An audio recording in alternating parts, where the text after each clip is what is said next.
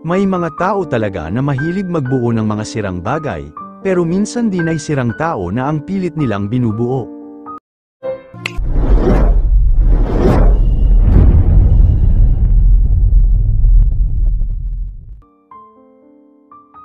Isa sa mga yun ay si Carla. Likas kasi sa dalaga ang maging matulungin at maalaga, hindi lamang sa kanyang pamilya, kundi maging sa mga kaibigan niya at kakilala niya. Maalalahanin at malambing, yan ang unang katangian na nakikita ng ibang mga tao kay Carla, kaya nang makilala niya ang malungkutin si Oliver ay pilit niya itong tinulungan na makabangon muli. Hindi naman nililihim ni Oliver ang kwento ng kanyang buhay, kaya alam ito ng lahat. Si Oliver kasi ay iniwan ng kanyang naging nobya ng halos 10 taon din katagal, inalok na niya kasi itong magpakasal. Ngunit tinanggihan siya nito ay nakipaghiwalay, mula nang mangyari yon ay napabayaan na niya ang kanyang sarili, ninais na nga nito na tuldukan ang kanyang buhay.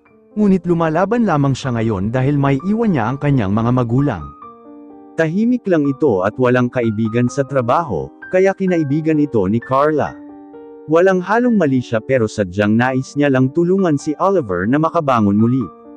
Kaya mula noong naging magkaibigan ang dalawa ay madalas silang lumalabas, puro kwentuhan at madalas ay napapatawa at napapangiti ni Carla si Oliver. Unti-unti ay bumabalik ang sigla ni Oliver and natuto na ulit itong makisalamuha sa ibang tao. Carla, salamat ha. Salamat kasi laging kang nandyan para sa akin, pag nahihirapan ako, nangangailangan at nanghihina, nandyan ka palagi para tumulong at damayan ako. Sobrang swerte ko na ipinakilala ka sa akin, malambing na sabi ni Oliver kay Carla. Kahit na nachichismis tayo sa opisina, hindi mo pa rin ako iniwan, dagdag nito. Si Carla kasi ay may asawa na, sadyang mabait ito at palakaibigan, pero kahit ganoon ay walang halong mali siya ang pakikipagkaibigan niya sa iba. Ngunit tila naging iba ang dating kay Oliver. Dahil mahina at marupok ay unti-unting nahuhulog ang loob ni Oliver kay Carla, at dahil bawal, pinilit ni Oliver na itago ito sa kanya at sinikap na lamang niya iparamdam ito sa gawa kahit bilang magkaibigan lamang. Naging matalik na magkaibigan ang dalawa, laging nandyan ang isa't isa sa tuwing kailangan nila ng kasama at tulong, emosyonal man o pinansyal. Habang tumatagal ay tila ang pagiging malapit ng dalawa ay nilalagyan na ng mali siya ng ibang tao. Labis na rin kasi ang pagiging malapit ng dalawa na halos napapagkamala na silang magkasintahan, lalo na ng mga taong hindi alam na may asawa na pala si Carla. Sabay umuuwi ang mga ito, at madalas ay nagkikita pa tuwing Sabado at Linggo. Sa ibang bansa kasi nagtatrabaho ang asawa ni Carla, kaya malaya itong nakakalabas kasama ang mga kaibigan, ang anak naman nito ay inaalagaan ng kanyang mga magulang, kaya mas lalong naging posible para kay Carla ang lumabas-labas para mamasyal. Ngunit sa paglipas ng panahon ay unti-unti nang nagbago si Carla, halos umikot na ang mundo nito sa kaibigang si Oliver, hindi na rin niya sinasamahan ang iba pa niyang mga kaibigan dahil nagseselos si Oliver, hindi na mamalayan ng dalawa na unti-unti na pala silang nagkakapalagayan ng loob at nagkakagustuhan, at nagpatuloy pa ito ng ilang buwan, at mas lalo pang lumalim ang kanilang pagsasama. Walang kam-alay-malay ang mga kaibigan ng mga ito at ang pamilya ni Carla, na may relasyon na pala ang dalawa, dahil may bago ng minamahal, nanlamig na si Carla sa kanyang asawa at madalang na lamang silang mag-usap sa video call, tulad ng inaasahan ay nagduda na ang asawa ni Carla, at tuluyan na nga silang nagkagulo, nang mahuli si Carla ng kamag-anak ng kanyang asawa na may kasamang lalaki, pilit itinanggi ni Carla ang lahat. Dumating ang pagkakataon na handa na si Carla na ipaglaban ang nararamdaman para kay Oliver, kahit kasi masagana ang buhay nito sa OFW niyang asawa ay hindi labis ang pagmamahal niya rito dahil nadisgrasya lamang siya nito at napilitan na magpakasal. Sa pagkakataong yun, alam ni Carla na si Oliver talaga ang kanyang mahal, kaya nang makauwi ang asawa ni Carla, kinausap niya ito ng masinsinan tungkol sa kasalukuyan lagay ng kanilang pagsasama. Inamin na rin ito ang relasyon na namamagitan sa kanila ni Oliver. At dahil alam naman ng asawa ni Carla na napilitan lamang ang dalaga na pakasalan siya, hindi na niya ito pinahirapan pa at hinayaan na lamang ang babae sa kung saan niya gusto, kapalit ng kalayaan nito ay ang kanyang anak, lalaki at titira ang anak ni Carla sa pamilya ng kanyang asawa, maaari naman siyang bisitahin at ilabas ni Carla kahit anong araw niya gustuhin.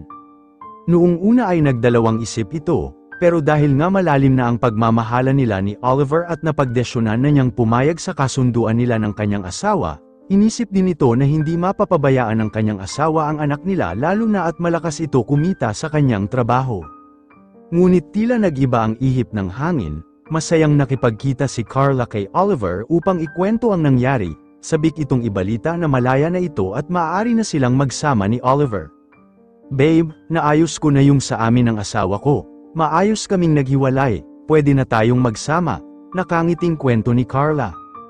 "Ha? Bakit? Bakit mo yun ginawa? Paano na ang anak mo? Paano kung kasuhan tayo ng asawa mo? Mag-isip ka naman. Carla, bakit ka nagdedesisyon na hindi mo sinasabi sa akin? Mahirap delikado," galit na galit at natatarantang sabi ni Oliver. Gulat na gulat si Carla sa naging reaksyon ni Oliver.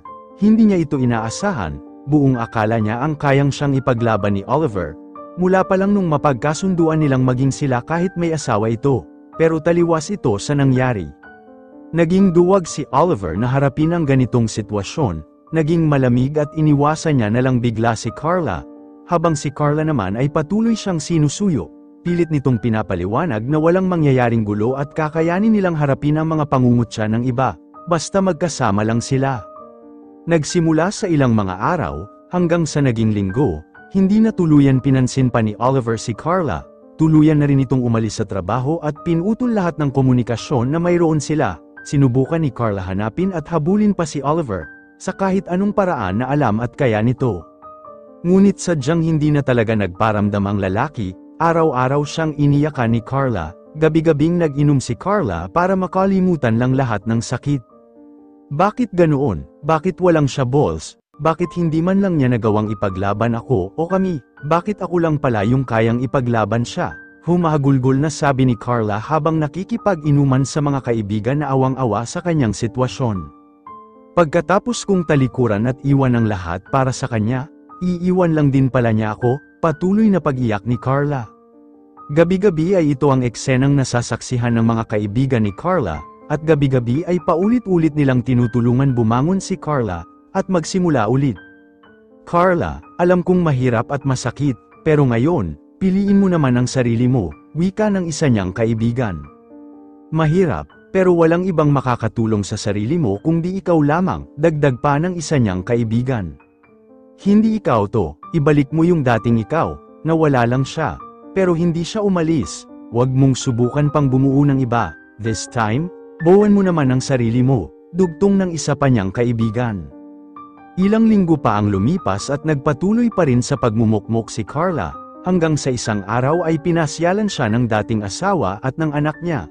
Nabalitaan kasi nila ang nangyari, nagkaroon ng kaunting kwentuhan at pangangamusta, at isang bagay lamang ang tila gumising sa kanya. "Mama, bumalik ka na, kailangan kita, gagawin ko ang lahat para magiging sapat ang love ko para sa'yo, Mama, para hindi mo na ulit ako iwan." Nang makaalis ang mga ito ay tila nagising si Carla sa madilim niyang bangungot, unti-unti ay sinikap nitong ayusin ang buhay niya, alam niya sa sarili niya na sarili niya lamang ang muling bubuo sa kanya, mahirap pero ginawang inspirasyon ni Carla ang kanyang anak upang magsimulang muli. Dinaglaon ay muling naayos ni Carla ang kanyang pamilya at bukas kamay naman siyang tinanggap ng kanyang dating asawa.